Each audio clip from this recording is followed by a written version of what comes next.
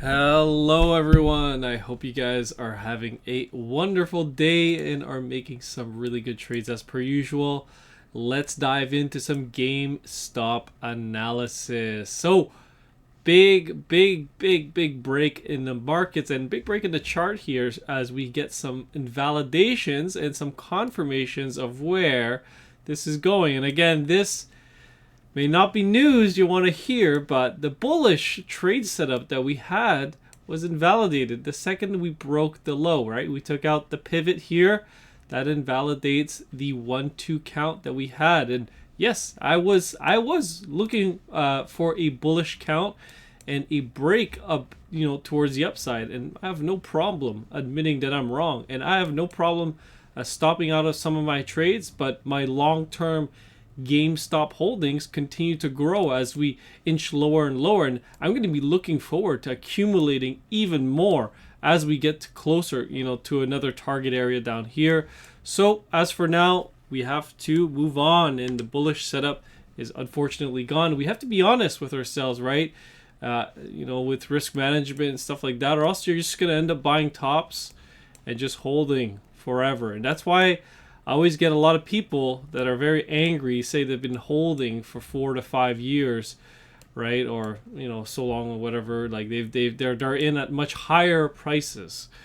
And again, I could tell you that I would have never recommended to FOMO long into the areas like this. But trade setups like this, where you have very little downside risk and a lot of upside potential, those are the trades you want. But anyways, I like to do this analysis because it also gives us big targets for us to start accumulating big amounts of GameStop at a much better price. So now that we know that this was a very shallow connector wave, which technically we could still be inside of it, right? You could do some crazy stuff like a flat and then another ABC towards the downside. Like that's for sure possible, but this is an area where there's no trade set up for me, and there's no I would say like definitive move of like where GameStop is headed, because when we take a look at market cipher, it's crossing back in that red money flow now on the daily time frame with a red diamond here, and an 18 and a -4 on the dual band strength index. The 4-hour time frame, it is curling in though. So again, it's not all super bearish, right? You got some bullish signs in the short term, but the bigger picture isn't really supporting us at the moment, right? When I say bigger picture, I say probably like short to medium term. It's not really in the bull's favor. You have a 12 and a -3 on the dual band strength index on the weekly, the 4-day, the 3-day. They're all looking quite bearish. The 2-day and the daily, 18 and the -5. Oh, sorry, 18 and -4. The 4-hour time frame. Now this is where it starts to get a little bit better. You have some bullish divergence on the momentum waves. You're still in red money flow, but it could extend the B wave. Like it could definitely play out like a flat. Give it, if this wants to hold, like if the low here is able to be held, you can come back up in a C, right, which would give you a target. This is a, in my opinion, an unlikely setup, but hey, I thought the more likely scenario was the bullish one, and we end up playing in the bearish, so who knows. Let's see, there you go. So that's a possible setup if it wants to play out like a flat, which I don't really see it happening, but we'll see if the markets can hold up, because right now the markets are going through a rough period, right? Unable to hold support, Trump tariffs, all this stuff, all over the place. So much news, so much volatility. The VIX is at 19, not helping the markets for sure. Okay, but let's get back to our analysis here. So, 4-hour, you got a potential green dot coming tomorrow. 1-hour time frame, still in that red money flow, and it is looking that it wants to extend lower. But I know the market closed, and we haven't seen the next candles that are going to follow through.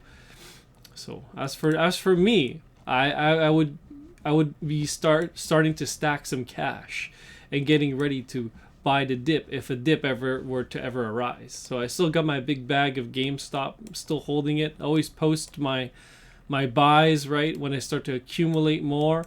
I always send it a screenshot of my order that's being filled at the market. But if I were to just play out with this shallow connector wave here, then in that case, let's see what kind of price target we were gonna get. I think it's pretty low if that were to happen. Like, it will come back to 19. It's really hard to believe, because then you'd start to have some, you know, some panic here, because we're getting really low, and I don't know if that's how it's gonna play out. My guess is that we're probably gonna truncate, right, and it's gonna come back down probably into the 22s, the 21s, and then you'll start to find some support, chop around a bit, and a big impulse move is gonna mark the low. You're gonna break this daily cycle RSI, and that'll probably be your confirmation that the move is on its way. I thought the move was already on its way here when we broke the 4-hour cycle, but again, it wasn't enough, and the markets did not hold up, and everything started selling off. And you know how it works, right? The rising tide lifts all boats, but you know, if the tide's going down, all the other boats are going to go down too. GameStop is not what's it called, immune to that. Sometimes it is on super bullish news, but sometimes it isn't.